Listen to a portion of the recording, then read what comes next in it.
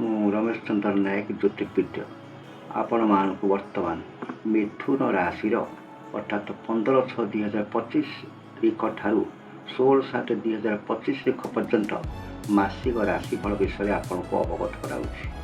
ମୁଁ ପ୍ରତ୍ୟେକ ମାସରେ ଆପଣଙ୍କୁ ରାଶିଫଳ ମାସିକା ରେଜଲ୍ଟ ଜଣାଉଛି। ବର୍ତ୍ତମାନ ଆସନ୍ତୁ ମିଥୁନ ରାଶିରେ ତନୁଘର ଅର୍ଥାତ୍ ଜନ୍ମ ବା ଯାହା କୁହନ୍ତି ତନୁଘର ହେଲେ ବର୍ତ୍ତମାନ 3ଟି ଗ୍ରହ ଅବସ୍ଥାନ କରୁଛନ୍ତି। ଏଥିରେ ରବି, 2ରେ ବୃହସ୍ପତି, 3ରେ ବୁଧ, 3ଟି ଗ୍ରହ ଅବସ୍ଥାନ କରୁଛନ୍ତି। ଜନ୍ମ ଘରେ ବର୍ତ୍ତମାନ ତନୁ ଘରେ ବର୍ତ୍ତମାନ ହେଉଛି ରବି। ରବି କଲେ କ'ଣ କରିବ? ଶାସ୍ତ୍ର କହୁଛି ଜନ୍ମସ୍ୱର ବି ଶତ୍ରୁ ବୁଦ୍ଧି କରେ, ତା ବହୁତ ଶତ୍ରୁ ବୁଦ୍ଧି କରିବ, ମନରେ ଅଶାନ୍ତି ଏବଂ ବ୍ୟୟ କରିବ। ତାପରେ ବୃହସ୍ପତି ଦ୍ୱିତୀୟ ବର୍ତ୍ତମାନ ଆପଣଙ୍କର ବୃହସ୍ପତି ବର୍ତ୍ତମାନ ରହୁଛନ୍ତି ତନୁ ଘରେ। ଜନ୍ମ ବୃହସ୍ପତି ପକ୍ଷରୁ କ'ଣ କରିବେ?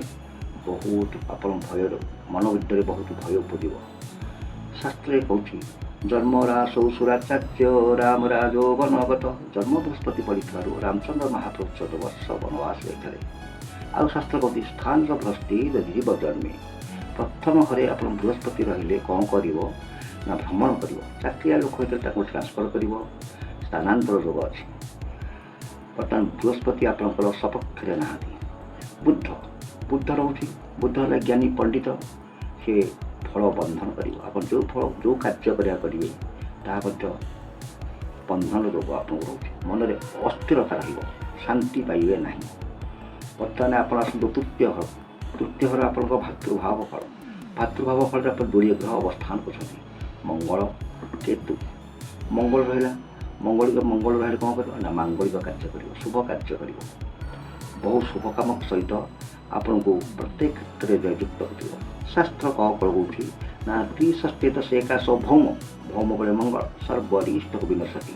ଯେତେ ଯାହା ରିଷ୍ଟ ଆସେ ସୁଦ୍ଧା ଆପଣଙ୍କ ମଙ୍ଗଳ ମଧ୍ୟ ଆପଣ ସବୁ ରିଷ୍ଟ ଖଣ୍ଡନ କରିବ। ଭୂମି ଲାଭର ସୁଯୋଗ ଅଛି।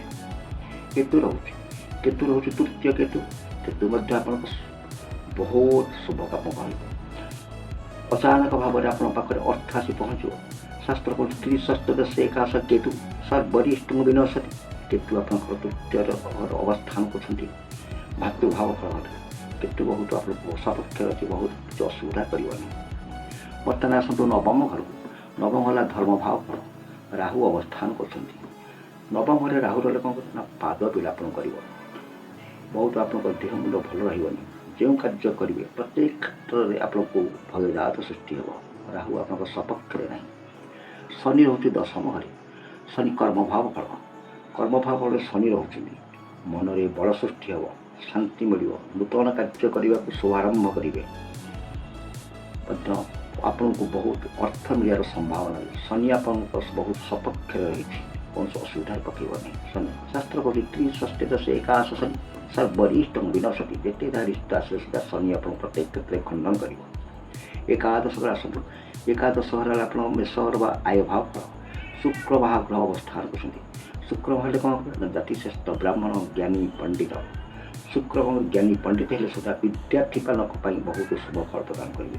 ବିଦ୍ୟାର୍ଥୀମାନେ ଯେଉଁମାନେ ସବୁ ଚାକିରି ଇଣ୍ଟରଭ୍ୟୁ ଦେଉଛନ୍ତି ବା ପାଠ ପଢ଼ୁଛନ୍ତି, ଶୁକ୍ର ମହାପ୍ରଭୁ ଆପଣଙ୍କ ସପକ୍ଷରେ ଶୁଭ ଫଳ ପ୍ରଦାନ କରିବେ।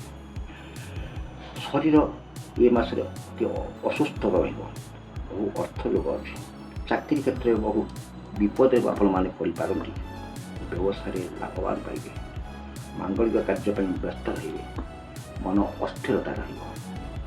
ଆପଣମାନଙ୍କୁ କିପରି ଲାଗିଲା ମୋ କମେଣ୍ଟ ବକ୍ସ ଦ୍ୱାରା ଆପଣ ଜଣାଇବେ। ମୋ ୟୁଟ୍ୟୁବ୍ ଚ୍ୟାନେଲକୁ ସବସ୍କ୍ରାଇବ୍ କରିବେ।